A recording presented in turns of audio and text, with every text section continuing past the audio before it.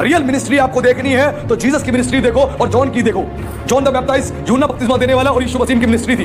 जब यीशु मसीह आया मिनिस्ट्री करनी प्रभु ने शुरू करी तो यूहन्ना की मिनिस्ट्री पर असर पड़ गया। बाइबल में लिखा है यूहन्ना की मिनिस्ट्री पर असर पड़ गया था, प्रभाव पड़ गया था। और जब यीशु ने इस बात को सुना तो यीशु वहां से आगे चला गया। यीशु जगह को छोड़ के आगे चला गया। उसने यूहन्ना की सेवकाई को खराब नहीं करी, यूहन्ना की सेवकाई को बेकार नहीं करी, उस सेवा को होने दिया, उस सेवा को होने दिया। अगर यीशु वहां रहते तो यूहन्ना की सेवकाई पर बहुत भयंकर प्रभाव पड़ जाता। इसलिए यीशु आगे चले गए। एक रियल पास्टर जो होता है कलीसियाओं को खराब नहीं करता, चर्चिस को नहीं तोड़ता।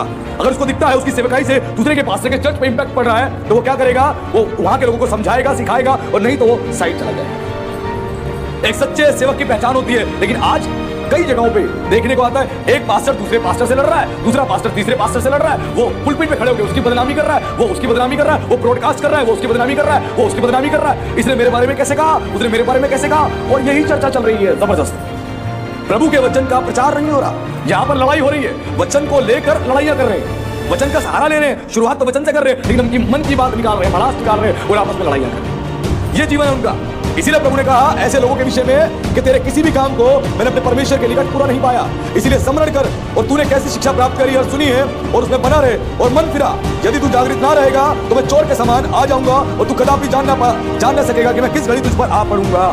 प्रभु ने बोला ऐसे विश्वासियों के लिए, ऐसे पास्टर्स के लिए कि तुम्हें पता भी नहीं लगेगा, मैं चोर के समान आ जाऊंगा तुम्हारे ऊपर, तुम्हें पता भी नहीं लगेगा और तुम बाद में रोओगे और बिलकोगे।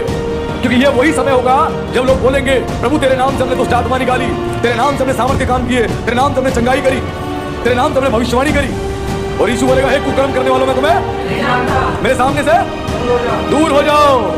ये वही लोग होंगे जो पूरा जीवन इस पास्टर की बुराई, उस पास्टर की बुराई, इस विश्वासी की बुराई, इस मिनिस्ट्री की बुराई और इसी में लगे हुए हैं। जो ऐसे लोग जो लड़ाई झगड़ा कर रहे हैं, जिनको प्रभु का आत्मा इस्तेमाल तो कर रहा है, उनके द्वारा अद्भुत काम हो रहे हैं, लेकिन फिर भी उनका जीवन पाप में है, उनका जीवन बुराई में है। ये ऐसे लोग होंगे। इसीलिए बोला गया तू इस बात को समझ ले, स्मरण कर ले, तूने कैसी शिक्षा पाई है। तूने क्या लड़ाई करने की शिक्षा पाई है? तूने किसी को बदनाम करने की शिक्षा पाई है? नहीं, तूने मसीह की शिक्षा पाई है। और मसीह की शिक्षा इस बात को बताता है कि हमें प्रेम करना है, हमें प्रेम का प्रचार करना है, यीशु का प्रचार करना है जिसके लिए यीशु ने हमें चुना है। तो इस बात